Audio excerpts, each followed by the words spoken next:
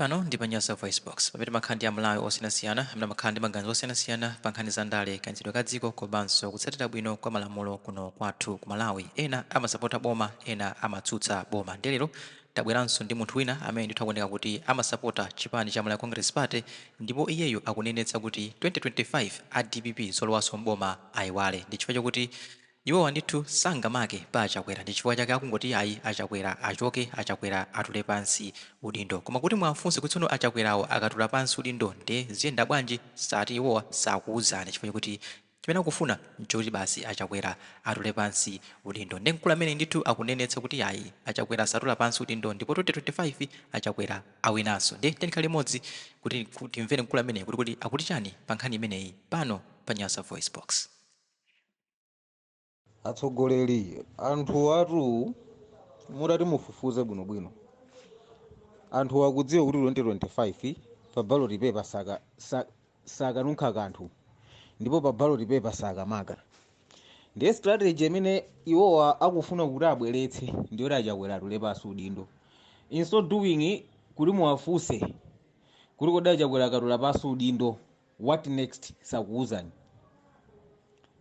It's a matter of ati achakwera atule pansi udindo, koma akatula pansi udindo chichitike ndi chani, malamulo amati chani, go sakuwuzani. It's a matter of alandira ndalama ku DPP ko chifukwa amene alemba izi makaderi mudziwe zimenezo. They thinking kunena kuti akamabweretsa njira zimenezo ndoti DPP ipeza mpata ilowa mboma. Khalidwe la DPP ndili chatanena kala beni longwe lija kunoti DPP sidalengepo boma munjira yoyenerera. Nthawi zonse imafuna izibwera ndi njira zakuba, ibwereze sankho kapena lowe mboma mukudzera munjira ine liyonse bole khale yakuba yeyo kapezeke mbomamo.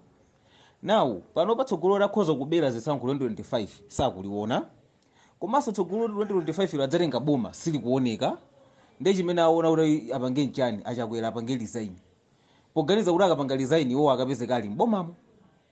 Iyayi asathawe iwowo takuwapule 2025 palibe zolowera pa window mboma ulendo uno, kulibe zolowera pa window mboma, kulibe zopaka tipex, kulibe zokasintha mafigures mu system ya meki. Awatu abuono mphawi. A DPP wa akanda alira amina 2025 adakakanda ku opposition. MCP yake MCP singalole zopusazo zimene ati chakwera pangeli zaina tule pansi udindo zazi agulizana kuti magulupu kwawoko basi atumalemba ndi mapropaganda. Ndilembeni mapropaganda papa basi kenako aliyesa akafalitse ku magulupu pa social media zazi zozizira zenizeni.